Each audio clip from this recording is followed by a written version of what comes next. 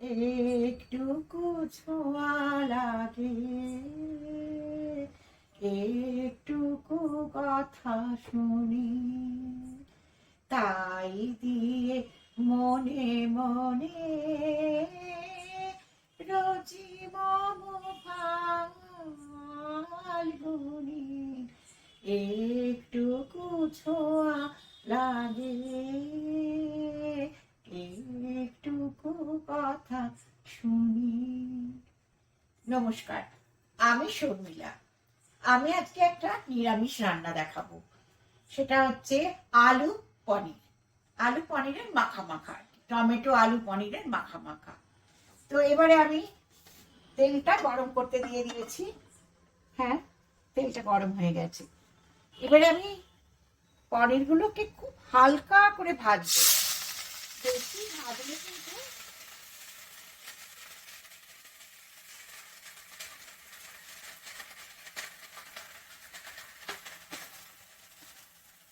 খুব হালকা করে ভাজবো। বেশি ভাজলে আর নুন দিলে পুরো জল ছেড়ে দেবে।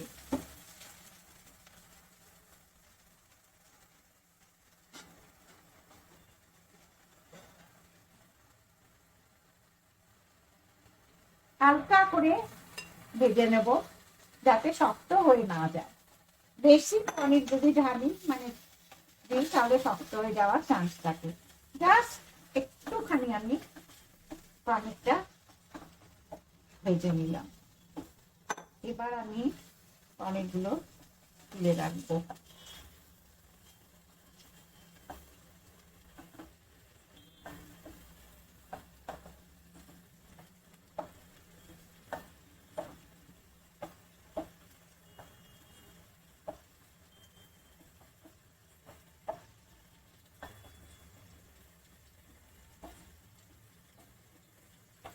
এবার আমি তুলে নিয়ে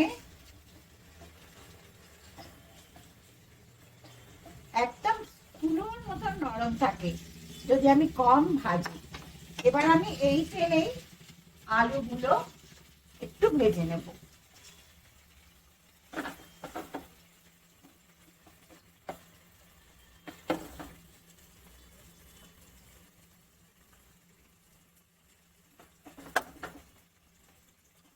এই তেলে আলুগুলো ভেজে নেব।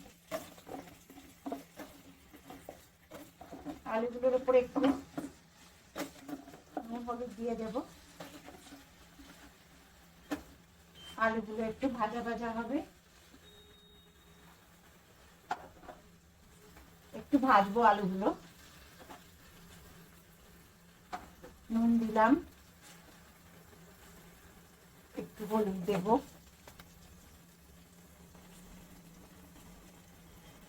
এবার আলুগুলো ভাজা ভাজা হোক। এটা আমি একটু ভাজা ভাজা হোক, তারপর আবার আমি ভাজা ভাজা হলে আমি আবার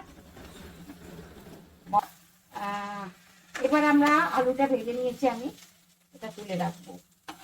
কারণ আমি কড়ায় অল্প তেল ফোড়ন দিয়ে মশলাটা কুটবো। আলুটা একটা তুলে দিলাম বলে দাও, আলুটা একটু তুলতে হবে আলাদা আলাদা করে। ঠিক আছে, পরে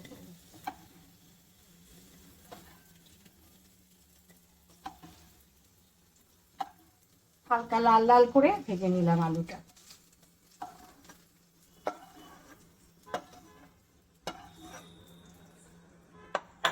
এবারে ওই 2 চামচ মতন তেল দিলাম। তেজপাতা, শুকনো লঙ্কা আর গোটা জিরে।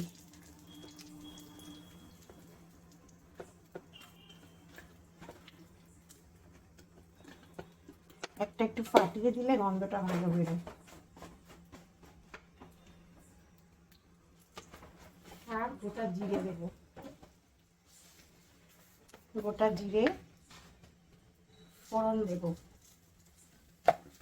একটু লবঙ্গ, লবঙ্গ নেই এখন আমার কাছে এই মুহূর্তে, একটু ডালচিনি আর ফাটিয়ে দিয়ে দিয়েছি,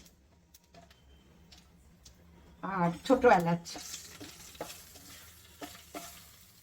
একটু ভালো গন্ধ বেরোলেই মিক্সিতে মশলা করেছি, আদা, জিরে, গোটা জিরে আর কাঁচা লঙ্কা, এটা দিয়ে আমি মশলাটা করে রেখেছি। এবার এই মশলাটাকে ঢেলে দেবো।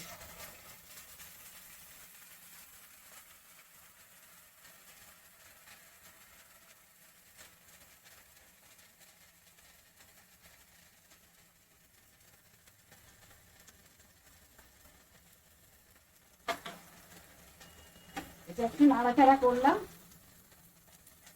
মশলাটা একটু ভাজা ভাজা হয়ে গেছে। এবার আমি দুটো ছোট ছোট টমেটো কেটে রেখেছি, এই টমেটোগুলো তো সঙ্গে একটু ভাজবো, সেই জন্য একটু নুন দিয়ে দেবো যাতে তাড়াতাড়ি টমেটোটা গলে যায়।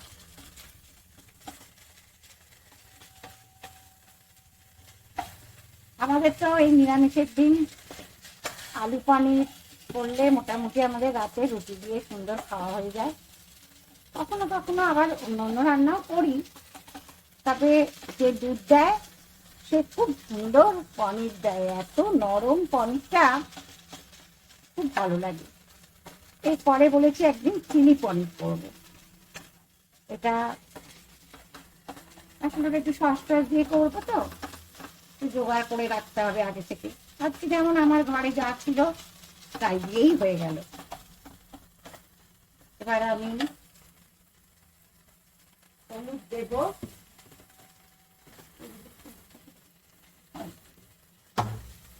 এবার আমি হলুদ দেব,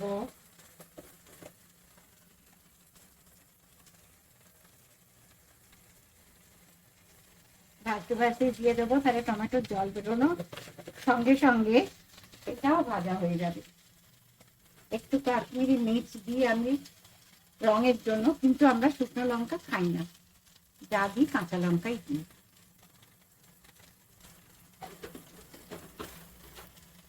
হয়ে গেল, আর একটু জিরে গুঁড়ো দিলাম অল্প করে।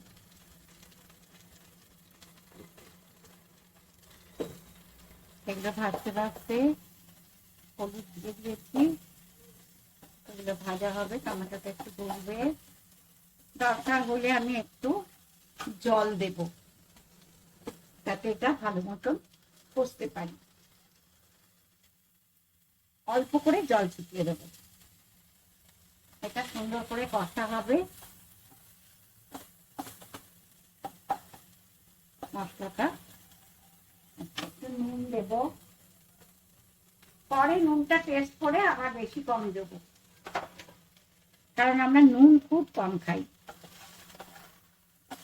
সেই জন্য নুন বেশি দিই না। আর এইটা ব্যালেন্স করার জন্য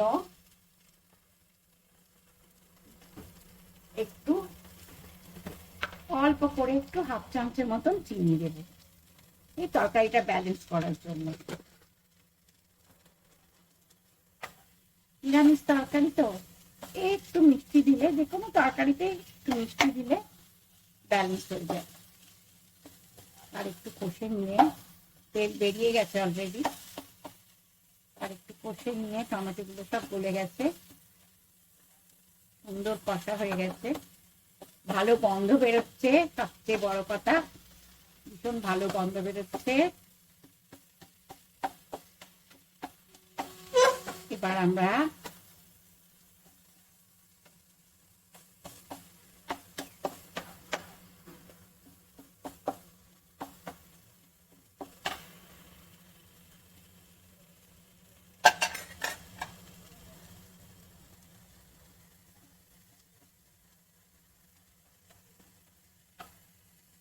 পনির গুলো আস্তে আস্তে দিয়ে দেবো।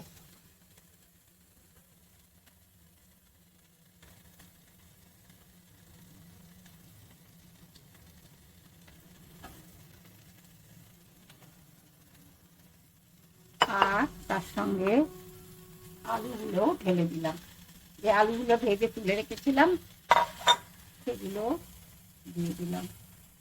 তার সঙ্গে দু একবার একটু নাড়াচাড়া করে নিতে হবে, মিশিয়ে নিতে হবে মশলাটা সুন্দর করে। মশলাটা মিশিয়ে নিলাম।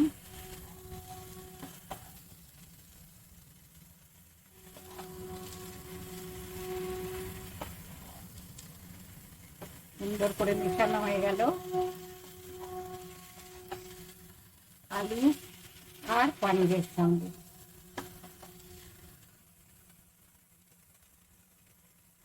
এবার সুন্দর মেশানো হয়ে গেছে আলু আর পনিরের সঙ্গে। 2-3 মিনিট ভাজাও হয়ে গেল, মশলাটাও মিশে গেল। এবার আমি জল দিয়ে দেবো। একটু মাখো মাখো হবে, একটু ঝোল থাকতে হবে। ভাত বা রুটি বা পরোটা, খুব ঝোল নয়, মানে ভাত রুটি পরোটা এরকম সাথে সাথে খাওয়া যায় সেরকম আর কি। এই জলটা দিলে আস্তে আস্তে লোয়ে ফুটতে থাকবে। আর ফুটুক এটা। আমি নামাবার সময় একটু ঘি, একটু গরম মশলা আর একটু ধনেপাতা দিয়ে দেব। ঠিক আছে, এটা এখন ঢাকাটা কোথায় রাখলাম দেখতে পাচ্ছি না কেন, কোথায় রাখলাম ঢাকাটা। আচ্ছা আমি দেখছি, এখন এই পর্যন্ত থাক, ঢাকা দিয়ে নেবো। তারপরে আরেকটু হলে তখন ঢাকাটা কোথায়, ঠিক আছে এখন থাক, আমি দেখছি ঢাকাটা। দেখছি। এই যে বন্ধুরা দেখো কি সুন্দর মাখা মাখা হয়ে গেছে তরকারিটা। তো এবার আমি এটা শেষ করব। একটু গরম মশলা দেব উপরে,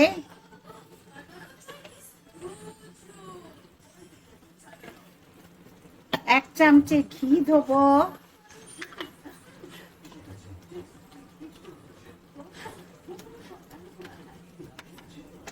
বেশি না, এক চামচে।